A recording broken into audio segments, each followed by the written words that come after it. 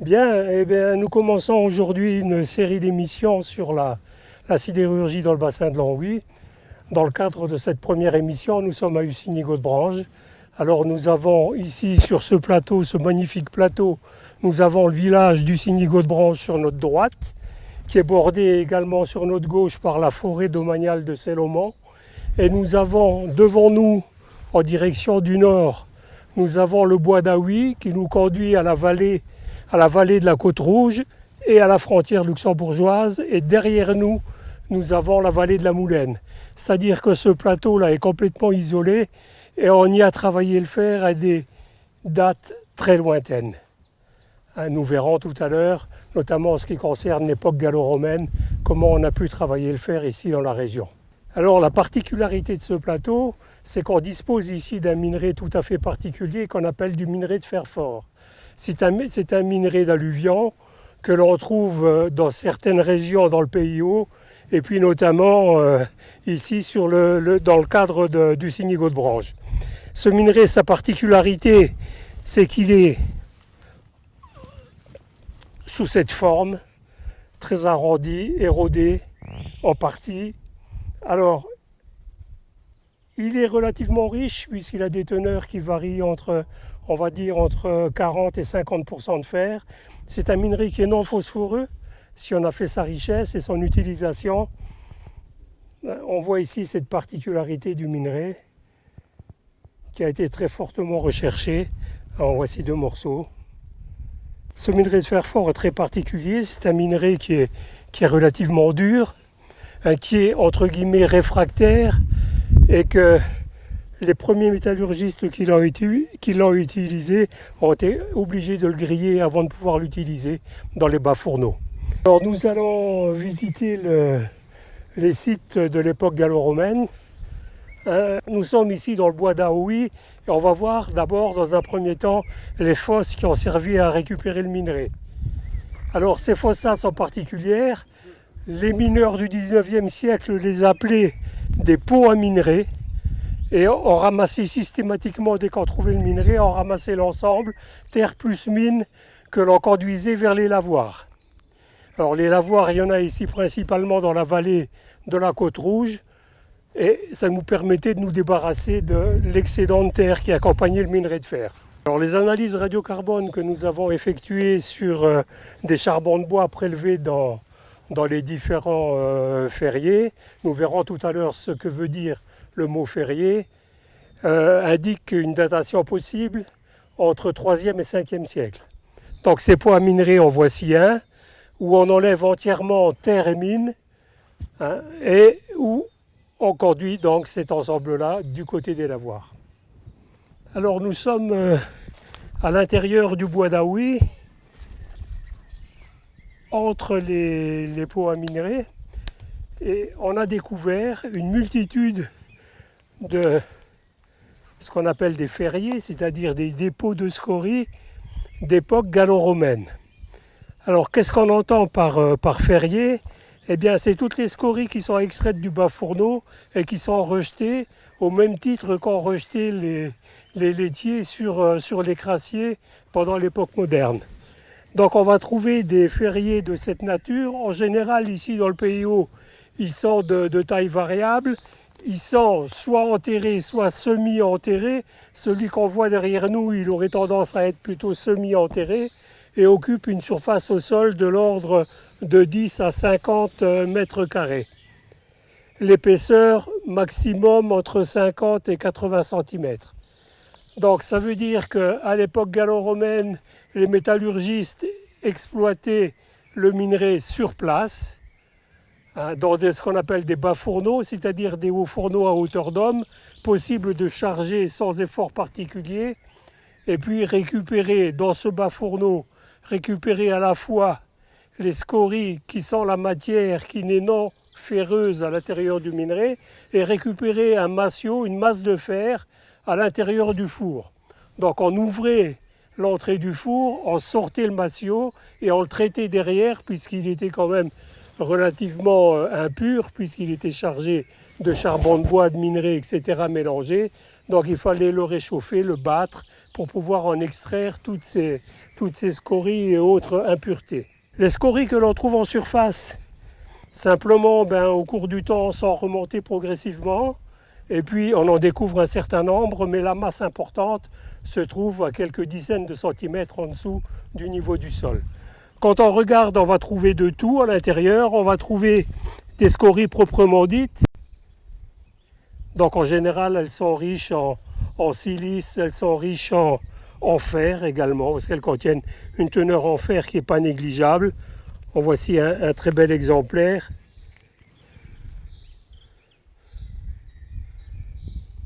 On va trouver des parois de four.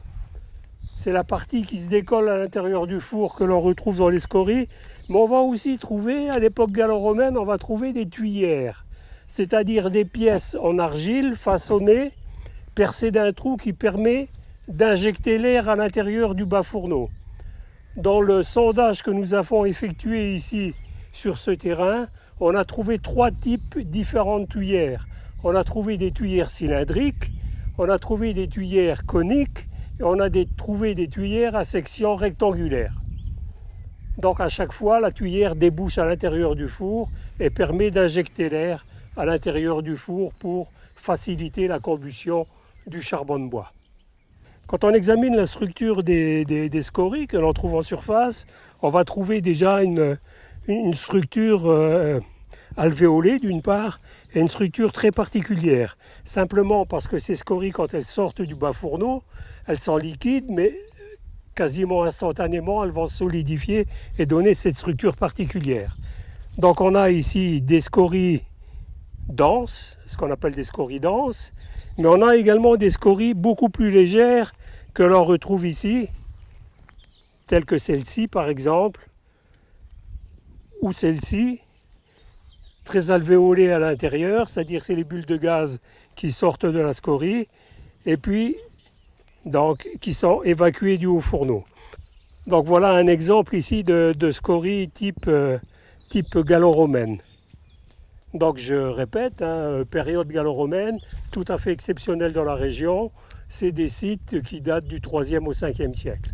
Alors, autre type de scorie, en voici une très significative, où on voit la scorie qui est sortie du bas fourneau et où il s'est formé à la partie supérieure des cordons, qui est à chaque fois l'arrivée supplémentaire de nouvelles scories. En voici une très très belle.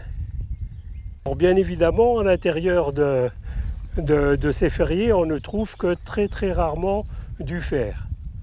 Il arrive pourtant parfois qu'on trouve des petits morceaux de fer. Alors, qu'est-ce qu'ils font à ce niveau-là? On ne sait pas trop. Est-ce qu'ils ont été rejetés? Est-ce que c'est de la part du métallurgiste la volonté de ne pas conserver ce type de matériaux? Eh bien, nous sommes ici toujours sur le plateau du Signy-Godebranche où nous avons continué l'exploitation du minerai de fer fort, mais à une époque tout à fait différente puisqu'on la retrouve à partir du XVIe siècle. Le haut fourneau d'Erserange, qui se met en place au milieu du XVIe, va utiliser ce minerai que l'on exploite principalement à partir de cette minière particulière. Quand on regarde le cadastre du XIXe siècle, on va trouver un lieu-dit ici qui s'appelle Auminière. Alors on peut noter également que c'est une des minières les plus importantes de la région, après celle d'Aumesse et après celle de Saint-Pancré. Bien, nous avons quitté le plateau du Signy-Godebranche et nous sommes maintenant dans l'une des vallées qui bordent ce plateau, c'est la vallée de la Moulaine. Nous sommes au bord de la route qui rejoint Ussigny à Villiers-la-Montagne et nous allons retrouver des ferriers qui, eux, sont d'époque du Moyen-Âge. Là, nous sommes sur un ferrier d'époque 12e, 13e siècle, où là, à partir de ce moment, on n'utilise plus le minerai de fer fort que l'on a trouvé sur le plateau, mais tout simplement du minerai éolithique, ce qu'on appelle communément comme au XXe siècle, ce qu'on appelle la minette. Donc nous trouvons des scories qui ont un aspect tout à fait différent de ce qu'on a vu tout à l'heure. Les ferriers sont beaucoup plus importants, donc ils sont aussi enterrés ou semi-enterrés, ils sont beaucoup plus gros.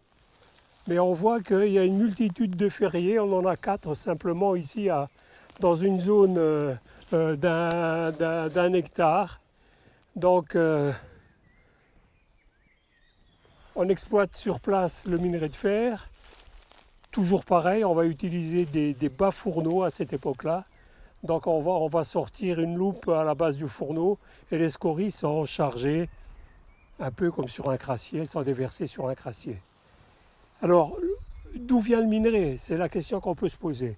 Nous sommes ici au niveau de la vallée, au point le plus bas, on voit le ruisseau ici, et puis on va voir des possibilités d'extraction du minerai de fer. Le minerai de fer s'exploite par puits, il est environ à une dizaine de mètres de profondeur, et on va chercher le minerai et on l'exploite immédiatement. Alors quand on s'interroge sur l'origine des minerais qui sont exploités ici sur place, en fait, on a au fond de la vallée ou à des niveaux intermédiaires sur les côtés, sur les versants, on dispose de puits ou de trous qui nous font penser à justement des puits d'extraction du minerai de fer. Le minerai de fer est à une distance relativement réduite, au maximum une dizaine de mètres, ce qui n'était pas inaccessible pour les mineurs de l'époque. Donc on a ici ce qui pourrait être, ce que nous pensons être un puits. Sa particularité, c'est qu'il est boisé, c'est-à-dire que tout autour, on l'a renforcé avec des planches et avec des troncs d'arbres, pour permettre, d'une part, probablement de renforcer les côtés, et aussi pour éviter, à l'époque, sans doute, que l'eau pénètre trop facilement à l'intérieur. Alors ici, nous sommes à quelques mètres au-dessus du fond de vallée, et nous avons des puits secs. Donc on voit très bien le puits avec le rejet de terre sur les bords. Et également, on peut penser qu'il s'agit ici d'un puits d'extraction. Dans les ferriers même, on va découvrir du minerai de fer, donc de la minette, minerai oolitique, ici très significative. Elle est relativement lourde, c'est-à-dire que le minerai qu'on exploitait à l'époque, probablement plus proche de 35-40 que de 30. Les dernières années, ceux qui utilisaient du minerai oolitique, ils utilisaient un minerai qui faisait 32-33%. Ici, on est quand même probablement pas loin de 35-40. Alors nous arrivons à la fin de notre premier parcours. Donc on a parlé aujourd'hui essentiellement de la paléométallurgie du fer dans le bassin de l'Anguy, notamment autour du village du Signy-Godebranche. On a vu à quel point le site est riche, puisqu'il permet de presque sans discontinuer passer de l'époque gallo-romaine à l'époque la plus récente, puisqu'on a exploité sur une Signy-Godebranche il y a encore 40 ans, mais dans l'autre vallée, dans la vallée de la Côte-Rouge. Donc nous nous verrons pour une prochaine émission. Cette fois-ci, ça sera consacré à la borne de fer, au minerai de fer Fort d'Aumesse.